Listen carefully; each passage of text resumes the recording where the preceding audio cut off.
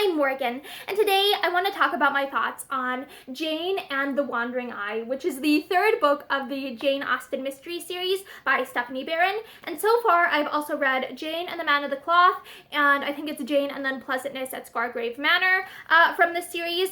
And overall, I did like Jane and the Wandering Eye. I feel like it's a book where you don't necessarily have to read the other books before it in the series in order to actually enjoy it and understand what's going on. But one thing that I did find a little bit confusing or frustrating at first is just how many characters are introduced in the first couple of chapters. It was difficult keeping track of who is who towards the beginning. It gets a lot better as the book goes on, and there is constantly there's constantly new things happening, new information being revealed and stuff. So it is a situation where I did feel entertained throughout the book and had a desire to keep reading. It wasn't really a book where I was like, oh, this is boring, I'm just gonna ignore it for a long time. It was a book where it's like, okay, I did enjoy it throughout. I thought the pacing was pretty good throughout, other than the fact that it was just quite difficult to keep track of everyone at the beginning of the book.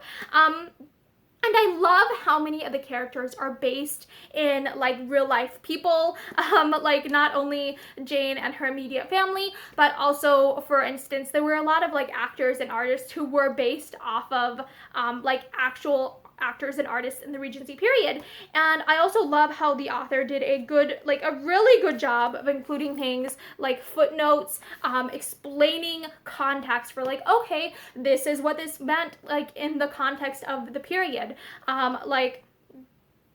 For instance, an example of this would be Carlton House was the Prince of Wales' London residence and now forms part of the British Museum. So there is so much context helping to fill in details that were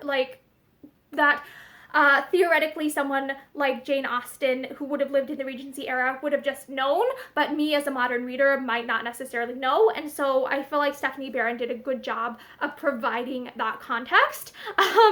And I love how she doesn't try and make this a Regency period piece, but modernizing everything. She does a good job of keeping with not only the social rules of the era, but she also really researched, I think, the legal system of Regency era England, because part of this book is that Jane Austen is trying to, in order to prove someone innocent, because at this time people weren't considered innocent until proven guilty in Regency Britain.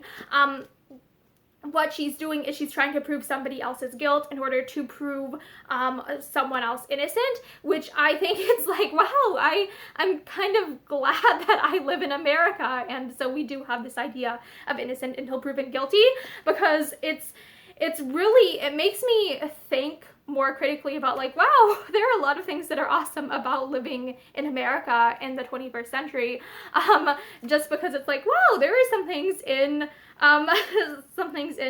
Regency Britain that it's wow, this is a lot less great or a lot less awesome than how I have it. So I thought it I feel like this book is really well researched and makes me think critically, because I do feel a lot of Regency works a lot of modern media that takes place in the Regency era tends to be a little bit escapist, which is very beautiful, and there is definitely a place for escapism in the arts. But I do think I like how this book doesn't shy away from the fact that the Regency era wasn't always a perfect place. Another example of this would be on page 310. Jane gets a letter from her brother who says, "I recollect that our excellent father did not see fit to have you tutored in either Latin or Greek, quite rightly too, for it should have burdened a mind remarkable for the weakness of its sex, and that you must be regarded accordingly as only half educated," because it shows that even though Jane Austen is pretty well educated, she had a lot of opportunities compared to a lot of other women in that era. It's even she is still being treated as less intelligent and stuff, or being looked down on or given less opportunities just because of her gender, which shows, I think it's a good example of how, like, hey, even though there were a lot of things that seemed pretty about the Regency era, life was still freaking hard for a lot of people. And like women's rights have, I think, in a lot of ways come a long way since that era. And so I love how the author Stephanie Barron does a good job of showing like the struggles that women have gone through.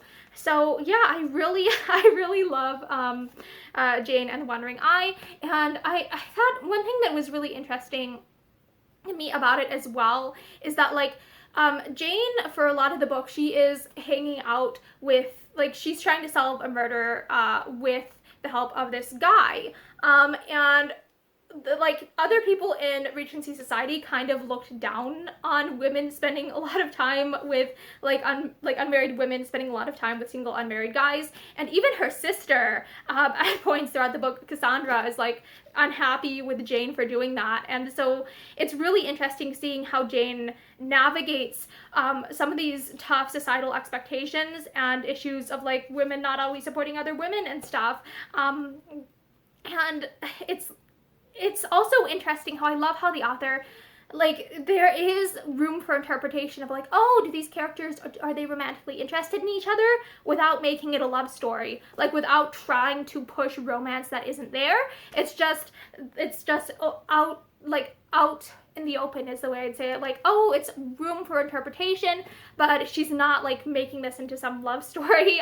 She's not forcing romance in a place where you don't have to force romance. So yeah, I really do like Jane and the Wandering Eye, and I would recommend this book, having had read it. So yeah, I hope that you enjoyed my thoughts on this book, and I hope that this inspires you to try like reading media that you might not normally gravitate towards. And I hope you have a great day.